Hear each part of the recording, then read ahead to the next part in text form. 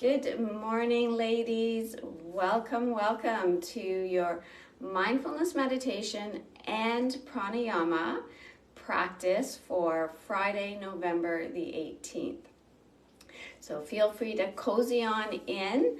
I know I've said this before, but it's however you're comfortable. And I say it I say it every Friday because I want you to be super comfortable. So that could be at your kitchen table, that could be sitting up on a couch, a chair, and sitting in whatever way. So you might be comfortable sitting like this is actually one of my favorite ways. Now I do have my pillow, so I have my sitting bone up on there, but this is a super comfortable position for me to sit in as well. And so I might transfer to cross-legged in a moment. And I do sometimes, let's say, use the excuse that if I'm not doing strictly meditate, I'm doing a breath practice, then I don't have to sit cross-legged and everything, because here I do have to say that the one thing, if we're not sitting tall, is that the channels of the body, related of course, that comes back to the straightness but not rigidity of the spine. So this tends to, kind of push you off center a little bit. So in terms of pure prana, energy and all of that, sitting up tall with your feet either flat on the floor or cross-legged, that's the reason. So welcome, Gail. Welcome, Vicky. So as we're settling in today, we are going to be doing a breath practice to start. Now, we're always doing a breath practice before our mindfulness meditation.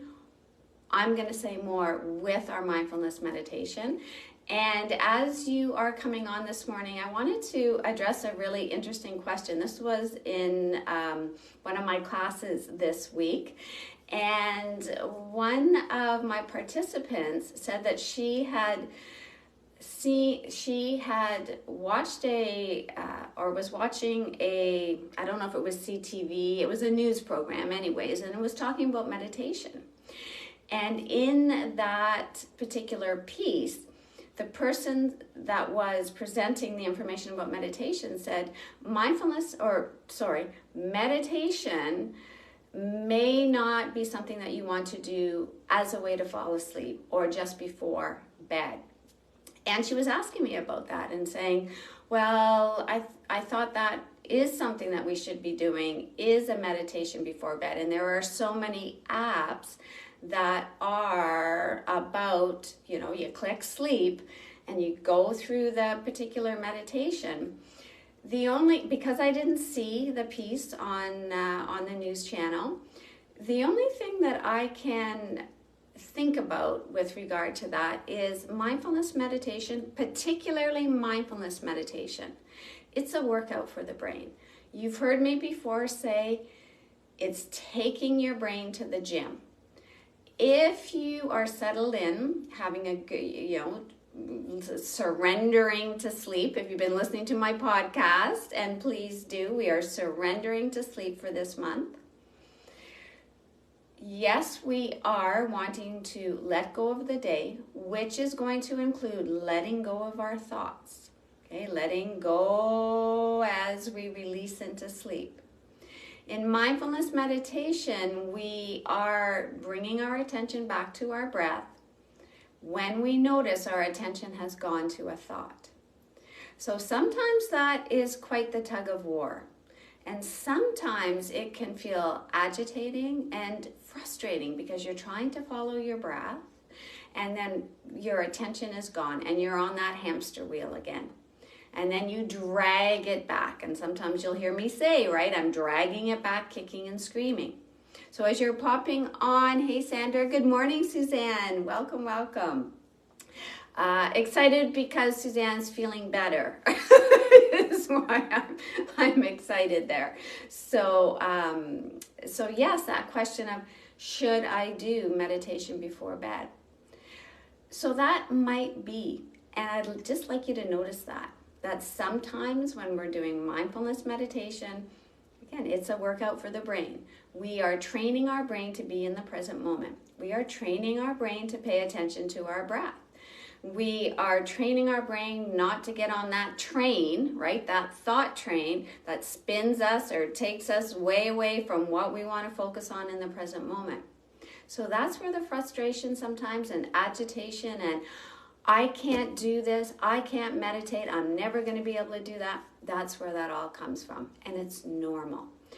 So when I come back to the question, for those of you that have just popped on, the question from a student this week who watched a news report that said, perhaps we shouldn't meditate before as we're trying to fall asleep, that's perhaps why. So if you focus on your breath, doesn't have to be any particular breath practice, you're just feeling the air coming in through your nose and exhaling through your mouth or nose, you're perhaps lengthening your exhalation. Okay, that's just a great place to start as you're falling asleep. Don't think you have to do mindfulness meditation. Keep it light and just notice that following your breath, you may not even notice. Of course, you've fallen asleep. So that's my suggestion. And I agree. I agree with this concept that sometimes mindfulness meditation can be not relaxing. So if you want to be open to all of those possibilities, that's fantastic. It just makes it more fun. We take the pressure off of ourselves. Okay? So as we come into Ujjayi breath today, I have been playing with different breath practices for the purposes of sleep. And Ujjayi breath, when I just posted that it is a strength breath, it is for me. So whatever breath practice that you do, I'd like you to notice the effect that it has. Now the confusing thing is sometimes it will change day to day. But for me, Ujjayi breath is a very internal, it's relaxing, but it's an internal strength. And notice with your breath practices that they all have different rhythms, right? So extended exhalation has a dropping down, perhaps. Alternate nostril breathing has a balancing, right to left, okay? Pause breath has a roller coaster feeling. Like, how cool is that? Every breath practice that we do, you may not have the same experience as me, but I'd like you to notice there is a side to side or a front to back or an up and down or an internal this or an internal this. There's something. And in Ujjayi breath, I'm going to let you just experience it. Where do you feel it? Ujjayi breath is also called ocean sounding breath. I think about it when I put, and I do have the big conch shell that we have from one of our trips. When you put that up at your ear, you will notice Ujjayi breath. Ocean sounding breath, Darth Vader. Yes, good, Suzanne. I'm so glad you're feeling better. So Darth Vader breath or ocean sounding. It's an inner strength. There's a motion in the throat. So if you want to try with me right now, okay, so totally relaxed. We're going to play and then we will start with our relaxation breath to move into this. But if you inhale through your nose and like you're cleaning your glasses or you're cleaning a mirror, you're just so, and then you're going to so inhale through your nose. You want to see your breath. It's not quite cold enough for our breath this morning. Maybe it is actually, I shouldn't say that, but it is. So that exhale through your mouth as you're playing with this, okay? So I'm actually going to change my sitting position here, okay, to come a little straighter because I notice that right away when I start to do my breath practice. I want to be straight in my spine. So you're inhaling through your nose, exhaling, okay, or just to get that feeling of a little bit in the I'm going to call it a little bit of a restriction, but I don't want you to feel really tight, tight, tight. But there is a vibration deep back at the back of your mouth coming down to your throat. That restriction is what causes the vibration and what causes the sound, and perhaps helps with the feeling. So when you play with this and you can play with this now for just a few breaths, okay? Or all during the day if you'd like. If I'm doing it with my mouth closed, I'm inhaling through my nose.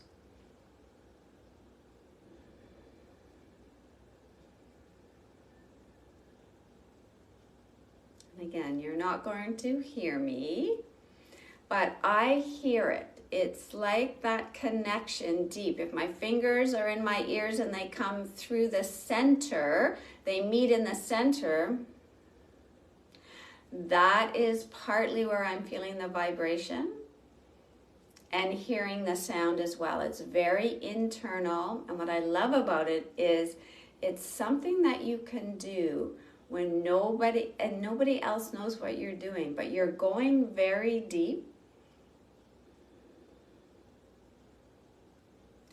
And you're hearing and feeling your breath. And if you're wanting to go on an ocean somewhere, you're wanting to go on a beach somewhere, you can go there. Now, there is, let's say, a caution around not constricting too much. And I tend to do it on the exhale, because you can do it on the inhale and the exhale. I tend to focus on the exhale. So I keep the relaxation breath, softly inhaling.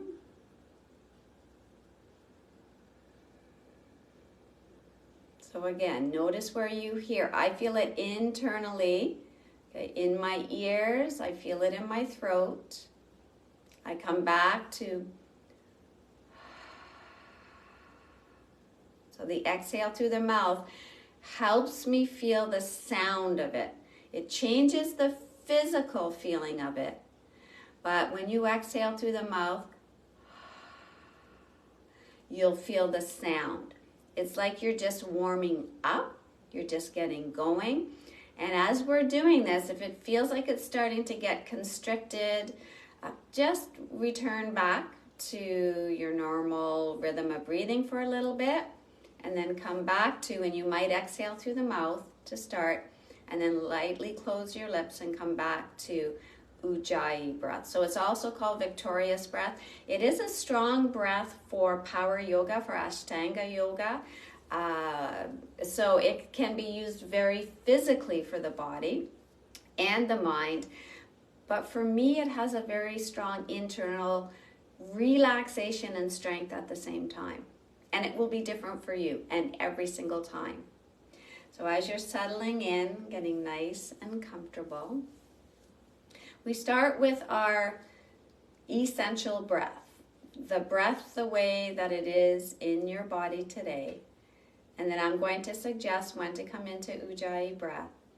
And if you want to pair this, if you want to habit stack this with mindfulness meditation, when your attention leaves the sound and the feel of your Ujjayi breath, notice, let that train go, let that cloud go, let that wave go back out to sea, and bring your attention back to your Ujjayi breath. So settling in.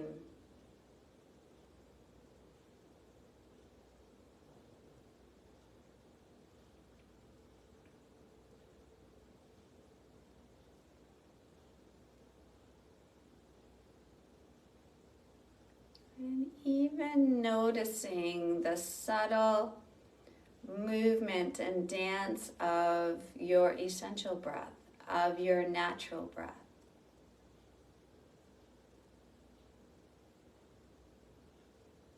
Does it sway you? Does it lift you up and put you back down?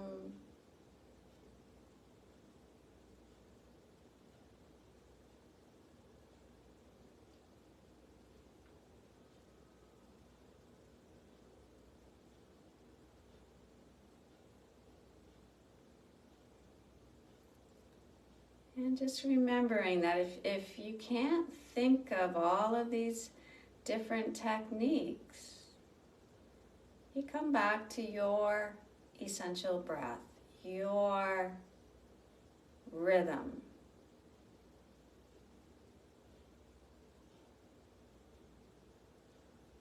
And simply focusing on our breath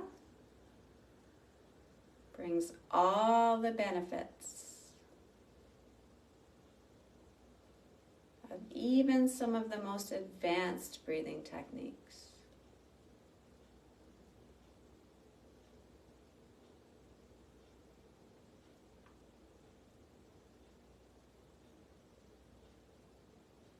Feel the coolness of the air coming in through your nose.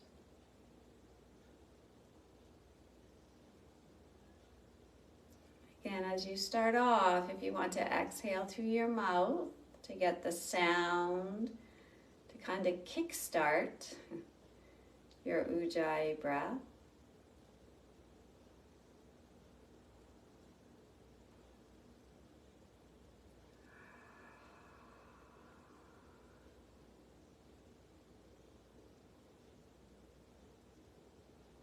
And your mouth gently closes.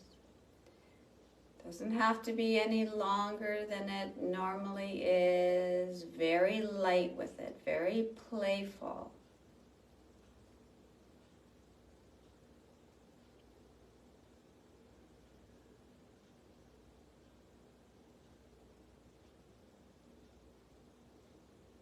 And as you first start off, you may not even be feeling too much. You're just exploring.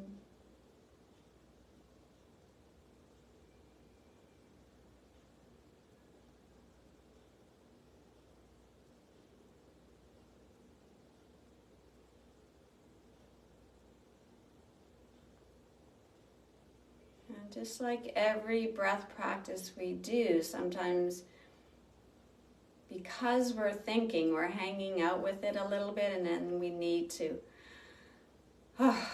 take a few makeup breaths and then come back to it.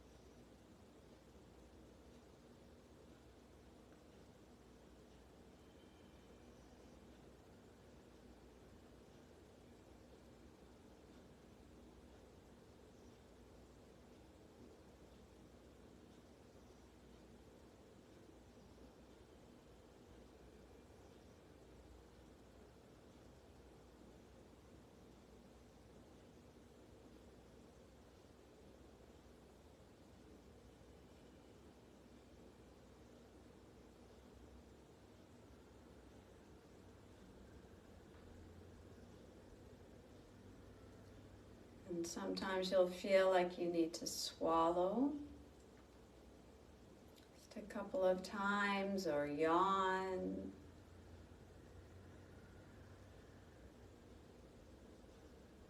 Or clear your throat. All of these things, again, normal. Just reminding you to be gentle, not to force.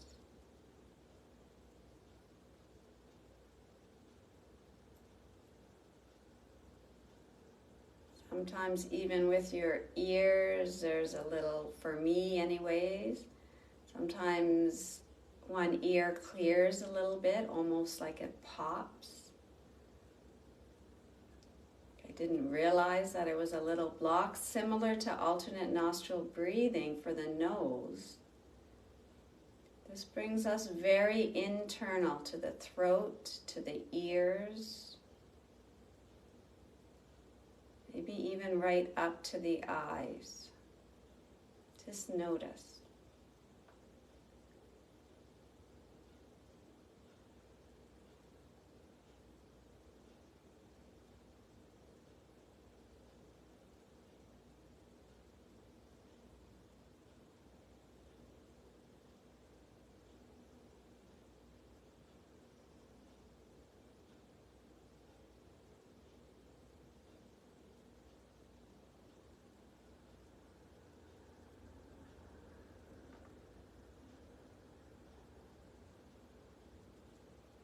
Sometimes as we relax again around the jaw, in the mouth, there's an increase in saliva, which is a fantastic thing.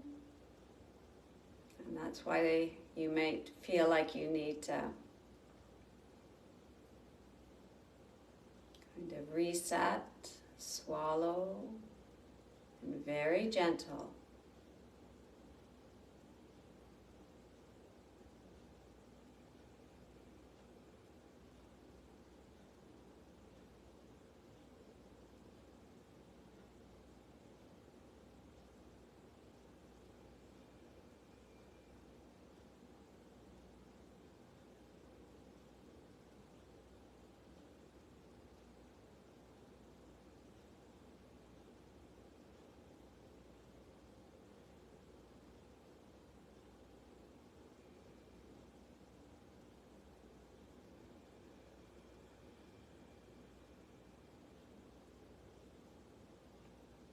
If you feel like you need to move your head or your shoulders and come back to it.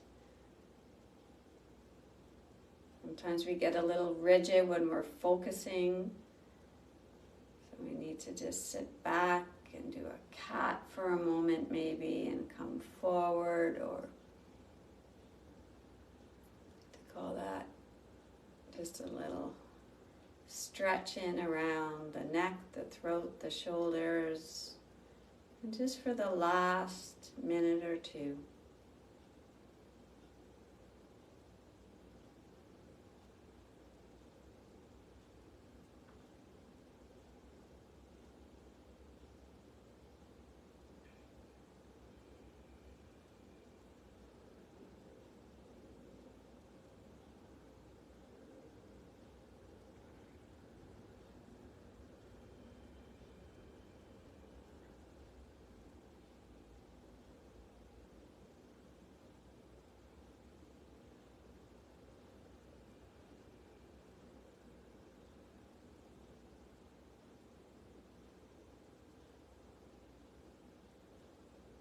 And just follow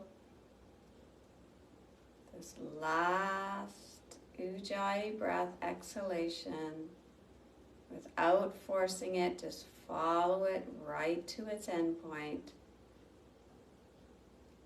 And let your inhalation flow in and feel perhaps the change in your essential breath, your natural rhythm.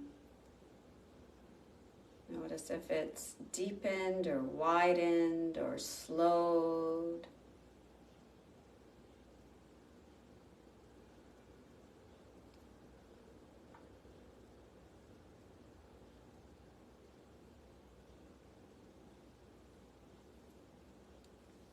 And then just starting to stretch out through your hands. You might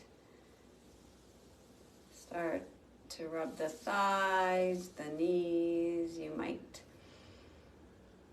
come on into one of my favorite postures, a seated cat. And then extend up And this is a Jammers stretch. Jammers does this. Right? And then the back of my head lifts. I'm going to steal that from Jammers. I love that stretch. Just slide your hands in beside the side of your neck.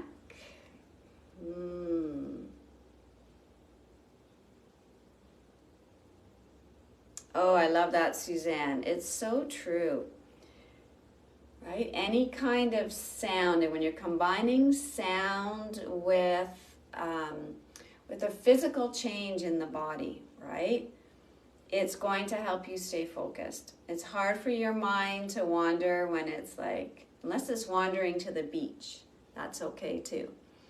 Okay, so as you play with your different breathing practices, and if you're simply following your breath, right, that is mindfulness, that meditation for sure. As you play with some different breath practices, I'd like you to notice, even square breaths, right? Square breath has a shape. Pause breath has movement. Extended exhalation. Oh my gosh, like it's quite astounding. You're most welcome, Sandra. Have a fantastic rest of your Friday. Feel that inner strength, your inner victor, as it is victorious breath, as you move through your day and your weekend.